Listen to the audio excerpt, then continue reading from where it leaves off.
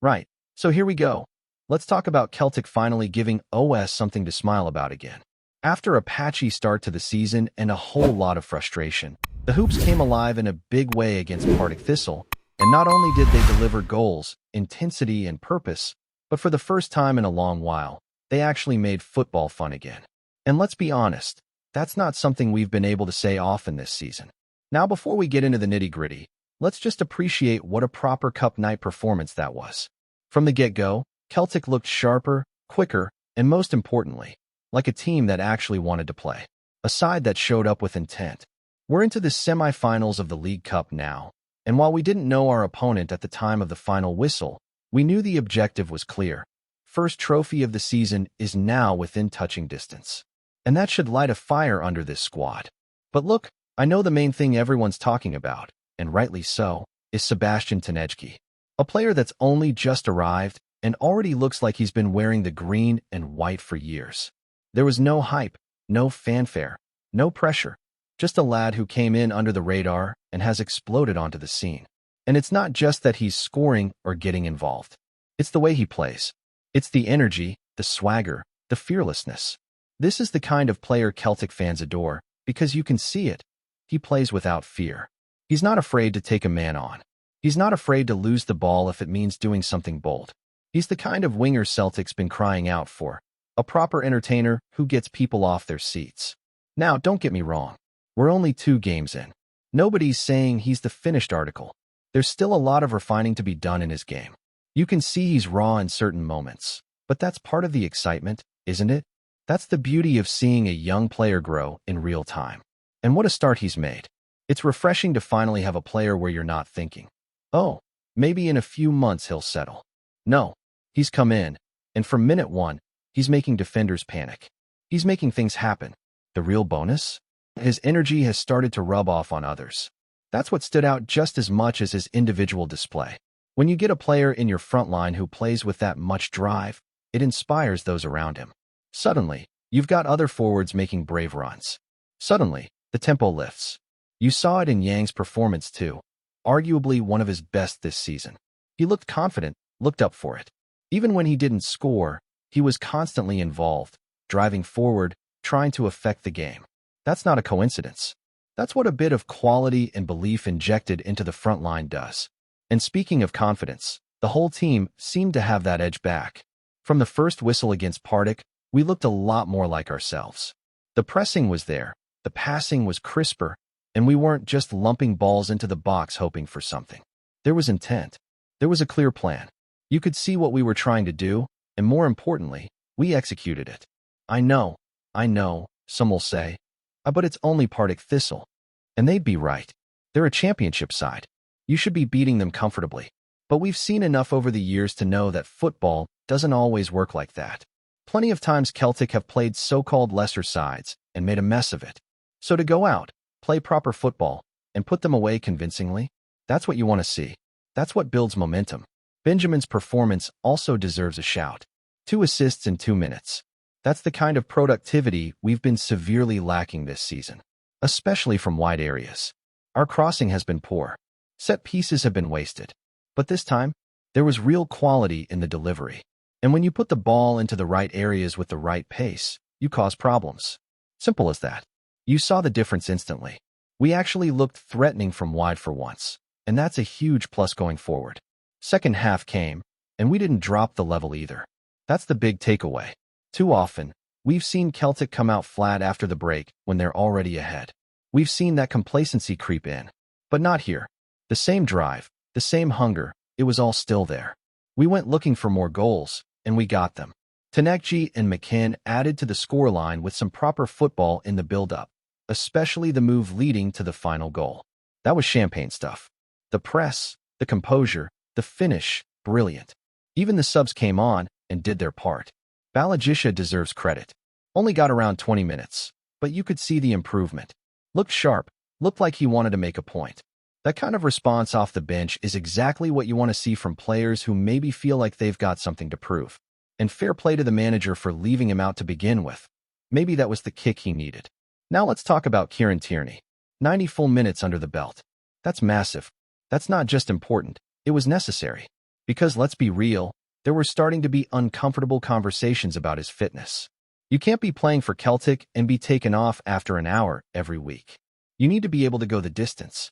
And today he did. He looked solid. Still not at the absolute best we know he can hit, but miles better than what we've seen in some of his earlier outings this season. He looked like a player slowly getting back to himself, and that bodes well for what's coming next. Because let's not lose sight of what's around the corner. This wasn't just about Partick Thistle. We've got European nights, tough league fixtures, and now a semi-final clash against Rangers. A chance to settle a score. A chance to make a statement. And make no mistake, this is the tie you want. Forget form, forget standings. When it comes to Rangers and Celtic in a cup semi-final, nothing else matters. You bring your best, and you make sure you walk off that pitch with no regrets. So the fact that this performance came now, right before we really enter the business end of the season, is perfect timing. There's still loads to work on. Still mistakes in there.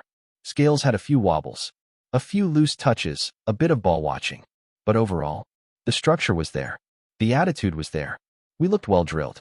And that's what's going to matter most in the coming weeks. Because being well drilled means you can go to tough places in Europe and get results. Being well drilled means you can shut down games. See things out. Hurt teams when it matters. Right. Let's pick it up from where we left off. Because if there's one thing this match did, it was remind everyone what Celtic can be when they decide to switch on. We're not just talking about beating a championship side here. We're talking about a complete shift in tone, attitude, and execution. And for the first time in weeks, maybe even months, it felt like this team remembered who they are. Now, of course, a lot of folk will say don't get carried away, and fair enough. But why not enjoy it? Why not ride the wave a bit when something actually goes right? The frustration in recent weeks hasn't been because we've lost games or dropped points. It's been how we've played. The lack of creativity, the slow build-up, the passive body language. But against Partick, all that was stripped away. You saw a Celtic side that had urgency, that had shape, that had bravery on the ball. You saw fullbacks overlapping. You saw wingers taking players on. You saw midfielders making late runs and attackers hungry for goals. That's what we've been desperate to see. And maybe that was influenced by the fact we finally had a few players looking fully fit again. Maybe the hangover from preseason is finally wearing off. But whatever it is, it has to continue. Because the level we showed in this game, even with the caveat of the opposition, was more than enough to restore a bit of belief. And that belief is exactly what we'll need going into these crunch fixtures. Now, I've already spoken a fair bit about Tierney and how sharp he looked, but let's dig into that a bit more. It's not just the skills or the flair, it's the work rate, the pressing, the defensive effort. He's not one of these flashy types who jogs around waiting for the ball to come to him. He grafts, he tracks back, and he looks like he cares. You know how rare that is for a new signing? To come in and instantly match the intensity of a club like Celtic? Usually, you get a bedding-in period, a few slow starts, and that whole he needs time to adapt conversation. But this lad's come in, pulled the jersey on, and played like he's waited his whole life for it. What impressed me most is the fact he never went missing. Even when he wasn't directly involved in the play, he was creating space, dragging defenders, giving us options. You can't teach that sort of movement. That's instinct. That's a footballer who knows how to play the position, who understands the game beyond just raw ability. And again, it's infectious. You could see it in McKenn's game, in Yang's attitude, in how the midfield supported the front line. It all clicked because there was a spark. And that spark came from Tierney. But it wasn't just him. This wasn't a one-man show. The spine of the team finally looked like a unit again. We had solidity in the middle, a calmness in how we recycled possession, and the center backs, for the most part, kept things tidy. There were a couple of sloppy moments. Liam Scales, in particular, had a few that'll need tidied up. But overall, the defensive structure held up. More importantly, we didn't switch off. How many times in the past have we seen Celtic concede daft goals in games like this, purely because of a lapse in concentration? This time, we stayed locked in. We didn't invite chaos. And that's a massive improvement. Tierney deserves another mention as well. Because not only did he play the full 90, but he looked like he was building rhythm. That sharpness, that burst of acceleration, that timing in the tackle, it's starting to come back. There's been a lot of noise around him this season, people questioning his fitness, even his commitment in some corners, but he showed up here and put a proper shift in. If he stays healthy, he could be the key to our left side functioning properly again. And we need that balance, especially in Europe. And speaking of Europe, all eyes are now turning to this Karina Fresna tie, a real chance to test ourselves against continental opposition and see where we're really at. And it's games like the one against Partick that give you a platform. Because while the level of opponent is obviously different, the fundamentals, intensity, movement, pressing, those don't change. If we can replicate the way we approach this cup tie and scale it to a higher level, we've got a shot. But it has to be consistent. It can't be another case of raising our game for one match and then sleepwalking through the next. That's what's made this season so frustrating, the inconsistency. One week you see a bit of fight, a bit of fluidity. The next, we look like a team still in preseason. So the big question is whether this match was a turning point or a blip. And that's on the players now. Because the manager clearly put out a plan that worked. He got the lineup right. The subs made sense. The tempo stayed high. That tells you the coaching staff have a handle on what's needed. But the players need to bring that same fire every time they step on the pitch. And let's not forget what's waiting in the semis now. Rangers at Hampton. The tie everyone was quietly hoping for. Because let's face it, you want to play your rivals when they're vulnerable. And right now, Rangers are in a mess. They're struggling in the league. Their squad looks disjointed. And there's whispers about their manager's future. So if there's ever a time to send a message, to lay down a marker, it's now. And don't get me wrong, these games are never easy. Form often goes out the window. But if Celtic bring this same hunger, this same cohesion, there's no reason we shouldn't take care of business. That semi-final's going to be massive, not just in terms of silverware, but in terms of momentum. You win that and go on to lift the cup. Suddenly the mood around the club shifts completely. The noise dies down. The belief returns. And you start building towards something again. But it starts with keeping this level up. You can't raise your game just because it's a derby or a knockout match. It has to be standard. That's what made the great Celtic sides in recent years so dangerous. That relentlessness. That refusal to dip below a certain level, no matter who the opponent was. And you know what? There were flashes of that against Partick. Moments where we looked like a team that remembered what that standard was. The build-up play for the goals. The combinations. The quick touches, the off-ball movement, it all felt instinctive again. That's the Celtic we've been waiting to see. And if this is the start of that version coming back, then it couldn't be happening at a better time. So now it's all about keeping heads screwed on.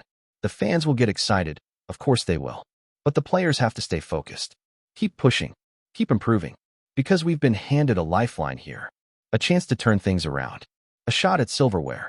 A shot at redemption after a rocky start. And it's all there for the taking, if we want it enough. Before we proceed, subscribe to our channel and enable notifications to receive all exclusive news about Celtic FC. Don't miss any details about your favorite team. It's extremely important for Celtic FC fans. Rumors have been swirling across the Scottish game this week after whispers emerged regarding young Ben Doak and an apparent snub of Celtic. The story, if true, could prove one of the most talked about episodes of the season, not on the pitch, but in the corridors of transfer chatter. Sources close to Parkhead insist that an informal approach was floated toward the winger, a homegrown lad who once came through the ranks north of the border before heading south to test himself in England. The invitation, so it's claimed, was politely declined, but the words attached to his refusal have lit the fuse under a storm of speculation. "I don't want to play in Scotland," he is said to have remarked, a phrase now bouncing around pubs, fan forums, and radio phone-ins from Govan to Leith. For Celtic supporters, the sting lies not merely in the rejection but in the bluntness of the supposed statement. Here is a teenager of real promise, already turning heads with pace and fearlessness, choosing to distance himself from the league that nurtured him. Some pundits are cautious, reminding everyone that young voices are often misquoted or exaggerated. Others argue it reveals a growing issue. Talented Scots seeing their future only abroad, believing the Premiership lacks the stage for their ambitions. The Parkhead hierarchy have remained tight-lipped, declining to fuel the flames. Among fans, though, the debate is fierce. Some shrug, saying no player is bigger than the club and Celtic will march on regardless. Others see it as a challenge to the league itself, a signal that Scotland must do more to keep its brightest talents at home. Whether Doak actually uttered those exact words may never be confirmed, but the rumor has already written its own headline. In Scottish football, perception can matter as much as fact, and for now the perception is clear. One of our own might not see home as home any longer. Hello, fan.